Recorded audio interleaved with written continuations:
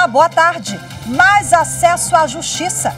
O Tribunal de Justiça de Roraima instalou pontos de inclusão digital em terras indígenas.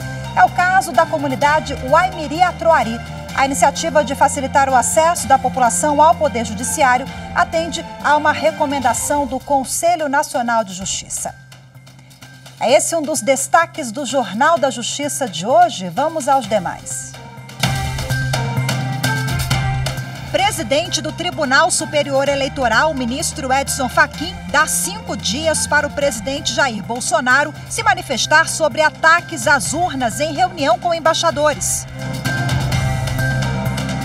Justiça manda bloquear R$198 mil de hospital para pagar transferência de paciente que denunciou cárcere privado. A Justiça já havia determinado a transferência da paciente, mas a clínica Santa Branca alegou que fez contato telefônico com outro hospital e não havia vaga. Ação questiona no Supremo lei de Mato Grosso que regula a cobertura de planos de saúde para pessoas com deficiência.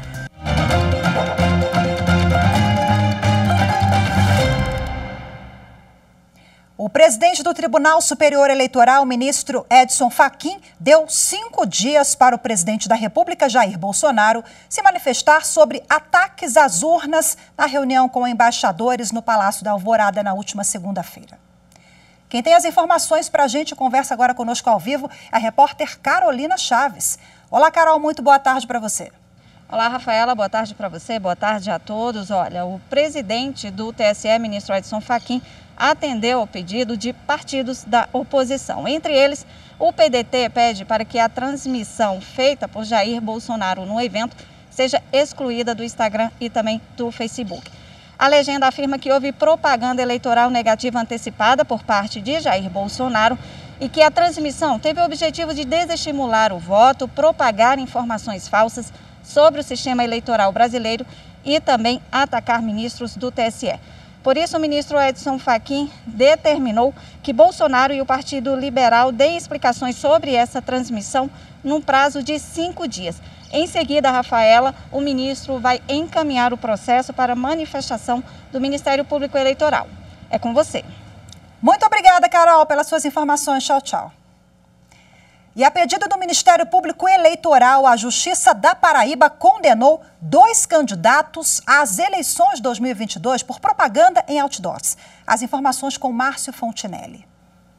Ao analisar o caso, o Ministério Público Eleitoral identificou que a contratação da publicidade em painéis em favor da pré-candidata Jane Panta, do Progressistas, foi realizada pelo vereador da Paraíba, Baiux Cabral. A questão é que, de acordo com as leis eleitorais, a prática de propaganda eleitoral por meio de outdoor é proibida. Com isso, a Justiça Eleitoral estipulou multa de R$5 mil, tanto para a deputada quanto para o vereador.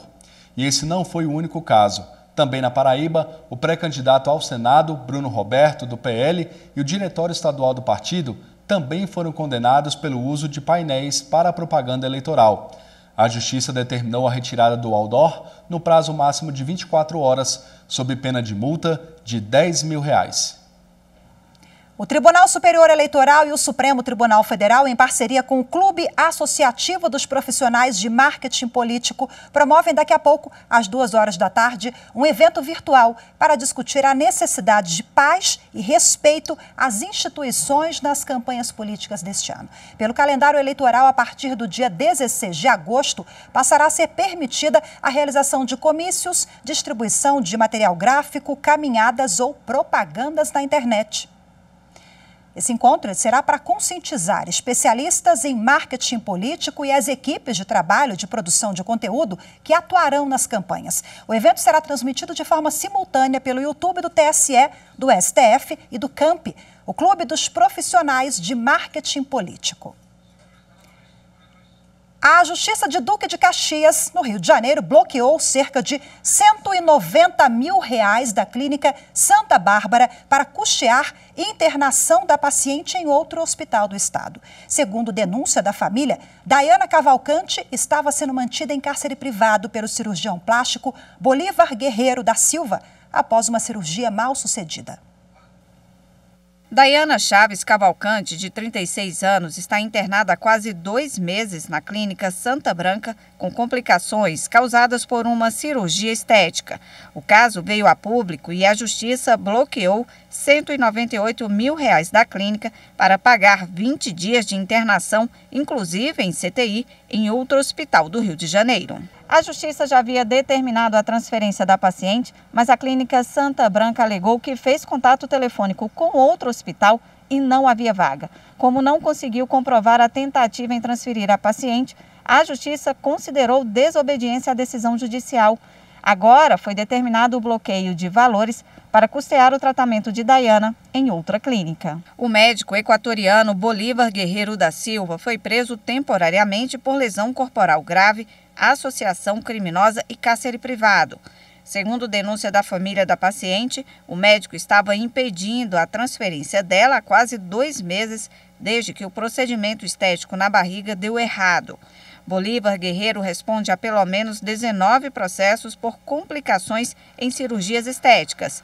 Ele já foi preso em 2010 em operação da Polícia Civil do Rio de Janeiro, que investigava o uso de produtos ilegais. Lei do Mato Grosso, que trata sobre cobertura de plano de saúde para pessoas com deficiência, foi questionada no Supremo Tribunal Federal. A lei estadual estabelece que seja feito o atendimento integral e adequado pelas operadoras do setor. No STF, a União Nacional das Instituições de Autogestão em Saúde, Unidas, que reúne operadoras do setor, alega que a lei invade a competência da União de legislar sobre direito civil e comercial e que a nova norma interfere nos contratos firmados em Mato Grosso e fora do estado, além das operadoras de plano de saúde já serem regimentadas por lei federal e pela Agência Nacional de Saúde Suplementar, a ANS. O caso foi enviado para a relatoria do ministro Luiz Roberto Barroso e não tem data prevista para julgamento. Veja a seguir no próximo bloco. O programa Justiça Cidadã cria postos avançados de atendimento em comunidades mais distantes da região, inclusive em terras indígenas. Os detalhes em instantes, voltamos já. A TV Justiça representa hoje uma das principais ferramentas de educação jurídica popular da sociedade brasileira. Algumas décadas atrás, a imensa maioria das pessoas não saberia citar o nome de um único ministro do Supremo Tribunal Federal. Atualmente, a sociedade civil acompanha os casos mais emblemáticos, como o das cotas raciais, entende o conteúdo das decisões e compreende a organização da magistratura. Nesse sentido, a TV Justiça aproxima o Poder Judiciário da população e contribui para o acesso à justiça e para a cidadania.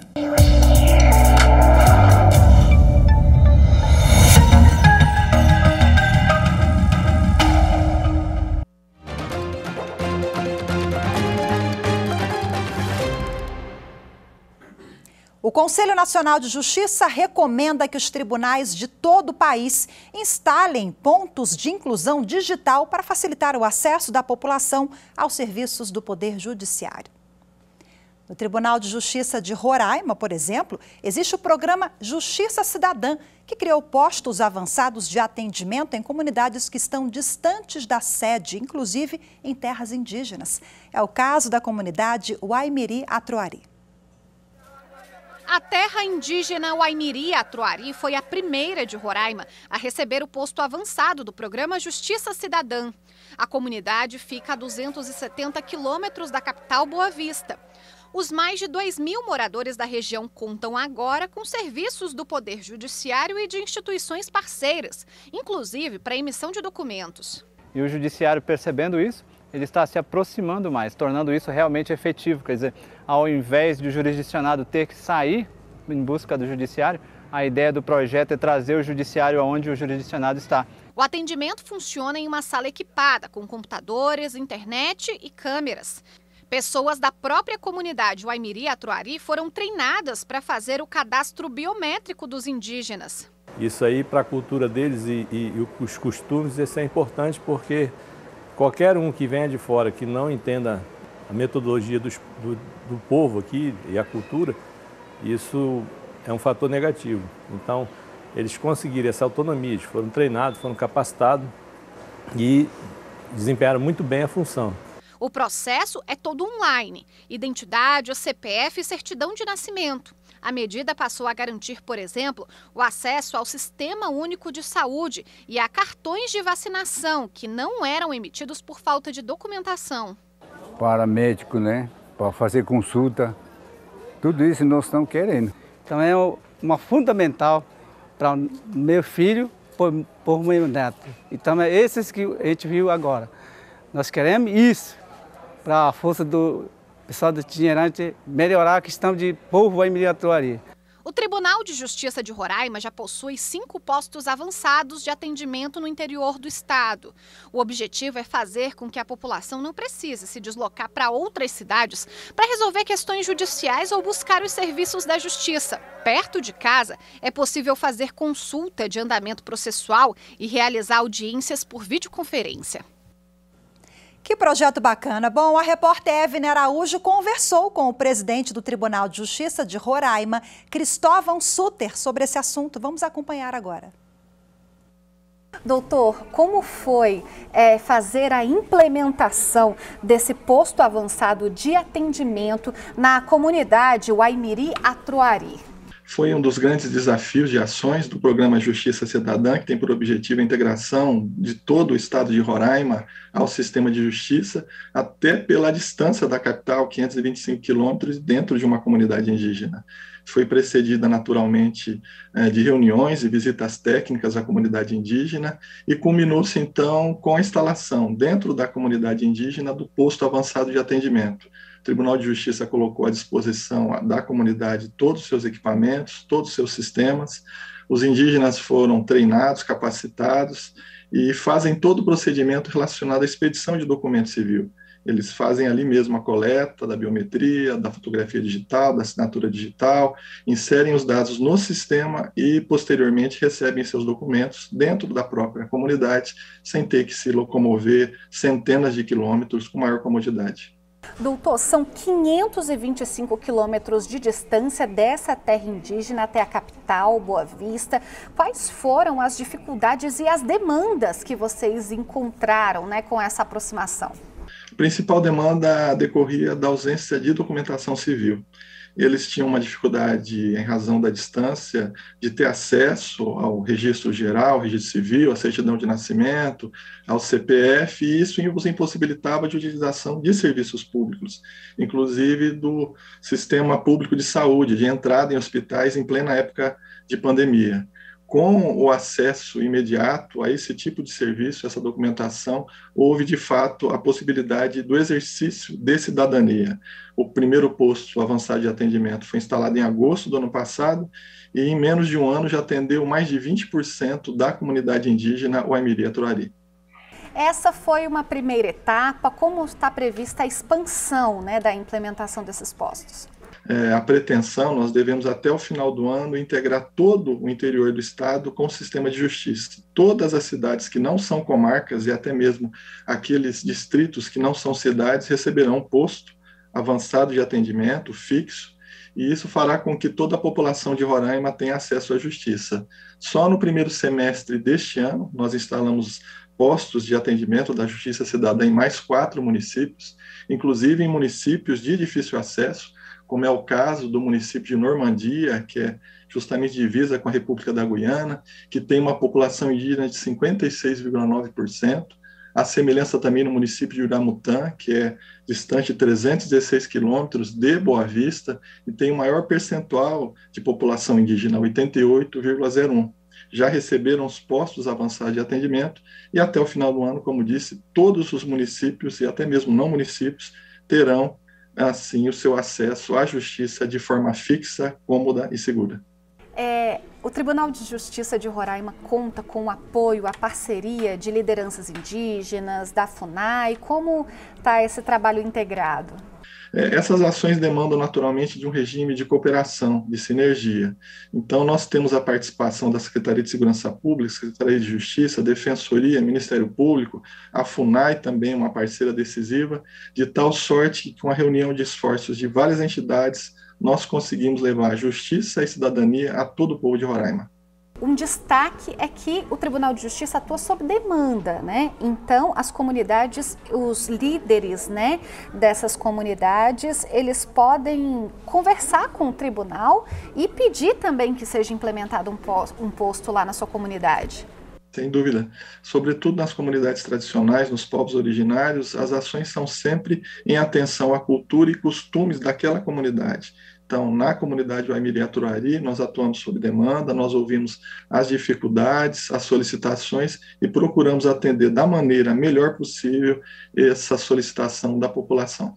Dr. Cristóvão Sutter, presidente do Tribunal de Justiça de Roraima, muito obrigada pelas informações e pela participação conosco aqui no Jornal da Justiça. Eu que agradeço, Evne, sempre à disposição, sempre uma honra. Muito obrigado. Veja daqui a pouco o Superior Tribunal do Trabalho, STJ, Superior Tribunal de Justiça, condena Banco do Brasil a pagar indenização a um bancário por não tê-lo promovido ao cargo de gerente durante o contrato de trabalho. Os detalhes você confere em instantes, voltamos já. Nesse aniversário da TV Justiça, eu quero parabenizá-la pela contribuição fundamental à sociedade brasileira na formação dos novos juristas e das novas juristas.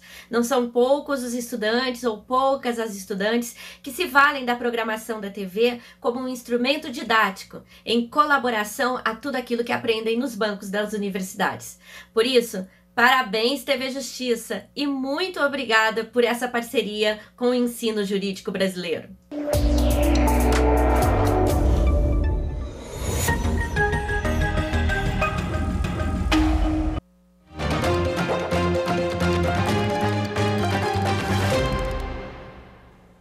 Condômino que exerce posse sem oposição do coproprietário pode pedir uso capião em nome próprio. A decisão é do Superior Tribunal de Justiça. Para o colegiado, o condômino que exerce a posse do imóvel por si mesmo, sem nenhuma oposição dos demais coproprietários, tem legitimidade para pedir uso capião em nome próprio. Este advogado explica os requisitos para que seja aceita a alegação de posse por uso capião. Os requisitos é a posse mansa e pacífica sem oposição de qualquer outra pessoa. O segundo requisito é que tenha transcorrido um prazo mínimo de 15 anos no caso de uso capião extraordinário e no caso de uso capião ordinário, 10 anos. Também, outro requisito é ter o ânimos de propriedade, ou seja, utilizar o imóvel como se dono fosse dele. Então, a pessoa tendo o prazo mínimo de 15 anos, tendo o ânimos de propriedade e não existindo oposição durante esse prazo de 15 anos, pode caracterizar os requisitos para que o magistrado declare por uso capião a propriedade do imóvel.